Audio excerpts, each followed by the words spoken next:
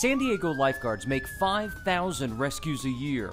They're there on bright sunny days like this, even when conditions are at their very worst, like this past February. It was scary. I just didn't think it was going to be successful. It started out bad. Those conditions were very challenging. And these conditions were one of the worst conditions I've ever made a rescue in. And we had thick fog, pretty large surf, and really cold water. And they had a report that in the middle of the night, a man had gone into the water because he thought he heard someone out there calling for help. Well, at the time we got there, we could probably see 5 to 10 feet in front of us. But Chuck Davey went in anyway. Gunner followed next. Jimbo had to grab another board, and by the time he returned through the fog, I couldn't see where they went in, but luckily that Chuck Davey wrote an arrow in the sand, so I knew that he went into the water there. The three of them first had to find each other. So I got out there and I started yelling for Chuck and Gunner, and I was probably about halfway out to the jetty, maybe about 3/4, and I heard Chuck's voice. So it took me almost 5 minutes to even locate him at that time. Now they had to find the victim or victims with no other support. No boats, no air support. It was too foggy for any of that. They had to turn to a childhood game. My partner Jimbo heard just faintly someone yell, "Help!" And it was kind of disguised with the foghorn. Foghorn's going, boop, boop, and you hear, "Help!" And I'm like, "What was that? Hello! Help! Hello!" And then we paddle some more, "Help! Hello!" And paddle some more, and it's just Marco Polo. Marco Polo worked. When you hear about a needle in a haystack, this was it. We found the needle. He was very happy to see us. He was a big, heavy-set guy, super hard to get him in. At that point, we started to get cold and fatigued. We got him all the way into the beach and got him into a blanket and got him into the ambulance and sent him on his way. And he was alone. The help he thought he heard? It was the same foghorn Gunner heard out in the water, way, way out there. I've never actually made a rescue that far out on a victim during the day with perfect visibility and good conditions. So it's unbelievable that he's alive today. He's alive today because San Diego lifeguards' most experienced crew, with over 100 years of service between them, was on the job. I'm very, very proud to be a recipient of this award from the American Red Cross.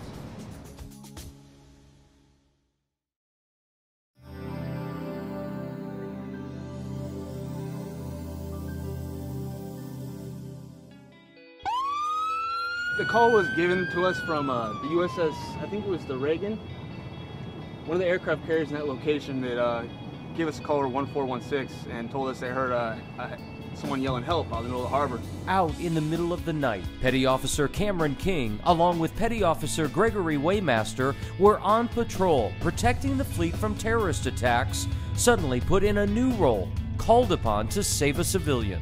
He was in the shipping channel, correct. How dangerous is that? At that time of night, you never know. Someone could have came through with a boat and ran him over. They raced to the location where they thought he was and listened. It was very dark that night, and the only thing we had on our side was the quietness of the area, because there wasn't that much traffic of boats out in the area. They could hear a faint call for help and drove toward it. I was like, you know what, I need to get this guy out of the water, he could drown. Which is exactly what they did. They likely saved his life. For that, Petty Officer King and Petty Officer Waymaster, who is currently serving in Guam, are real heroes. This wasn't normal. This was out of the ordinary. Felt very special for me to actually conduct this. I didn't realize it until afterwards, because I was just doing my normal thing that I would normally do. You know, it just came in, it's instinct, basic instinct of me to just save this guy. An unexpected moment that Petty Officer King will never forget. I'm very proud. I'm very proud to save someone's life.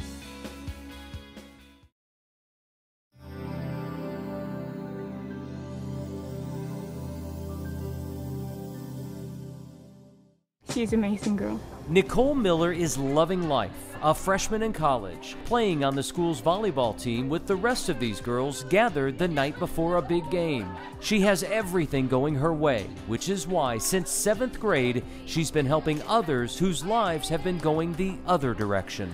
I get the satisfaction knowing I'm helping someone who was put in a situation that they couldn't change. She helps victims of domestic violence get a new start through a program called El Nido, which translates to the nest. My aunt and I decided to kind of work together and head the program at our church.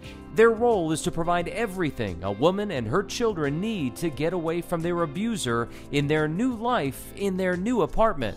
And we furnished it completely, from the beds and the bedding to the kitchen appliances and utensils.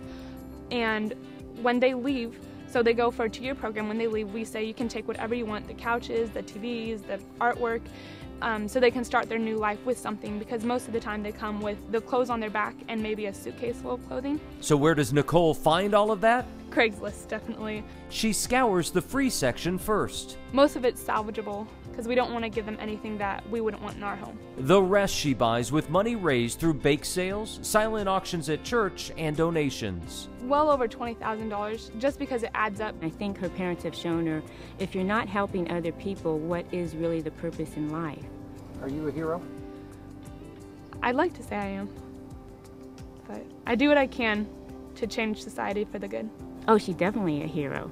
She's a hero to me and to her family. And I'm gonna cry, because there's just not a lot of people in the world like that. But she just has just a giving heart and a giving spirit. A special young woman who knows what it means to make a difference. A real hero.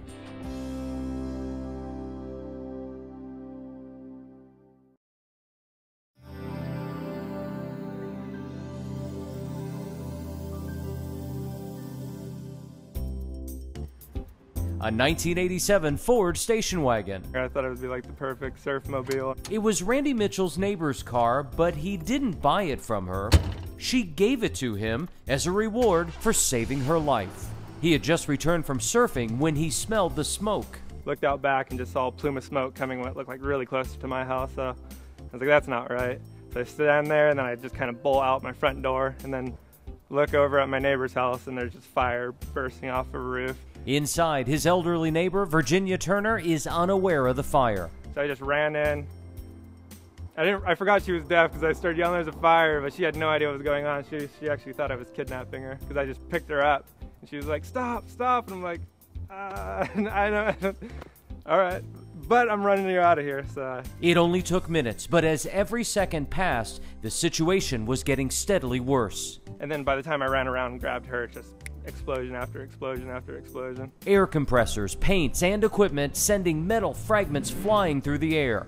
He got Virginia to safety, but his work wasn't done. His house had also caught fire. So I ran back in my house and made the call with cats and dogs in my arm and handing them off to people around the neighborhood.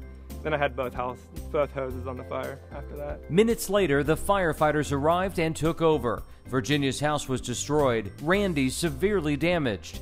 But thanks to his quick thinking and heroic actions, no one was killed.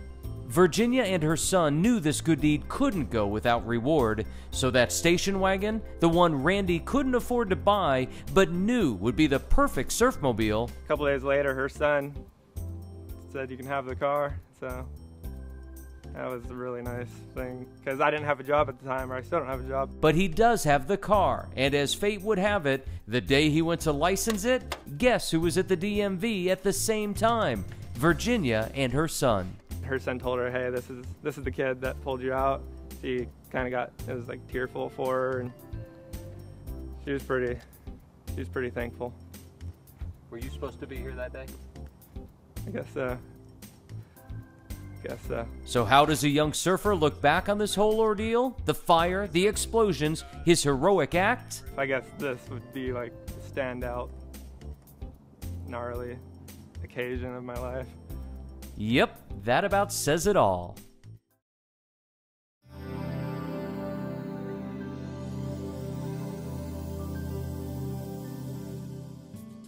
I'm definitely proud. It feels good.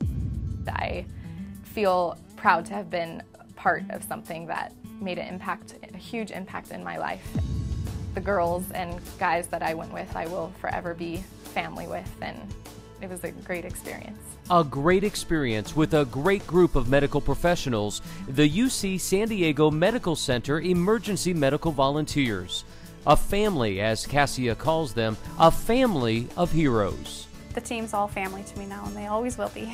The team responded when called by international relief teams after the catastrophic 7.0 earthquake in Haiti. Very proud, because I knew they worked under the most severe conditions of any team we ever sent out.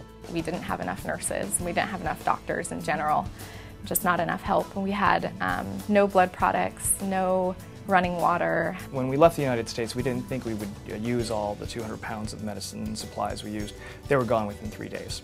The Haitian government reports 230,000 deaths and 300,000 injuries. The first 4 or 5 days that we were there in the operating room, we probably did, 20 patients a day with huge, completely in half broken bones. I had been living with these broken bones for a week. So that was the majority, was broken bones. The phenomenal ability of the Haitian people to tolerate pain and discomfort was something that we were unfamiliar with in the United States. People who had been living for days with fractures were just grateful for an ibuprofen or for an Advil and for somebody to tug their fracture back into place in a pair of crutches. And the emotions were put to the test, the immense scale, the long hours, the countless aftershocks. We all sat, there was a group of probably 20 of us, both surgeons and nurses, and we just sat there and prayed and cried together because we didn't know what was going to happen.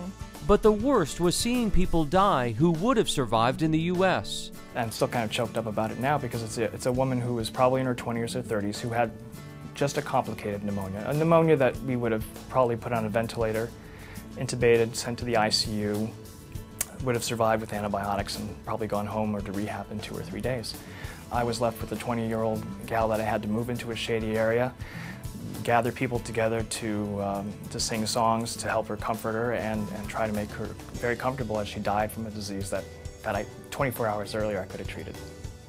It's hard to put that and the other tragic memories behind, but it helps knowing all that they accomplished, the exceptional work of this team of real heroes. It feels great. I just hope that we can motivate other people to go and help in the future.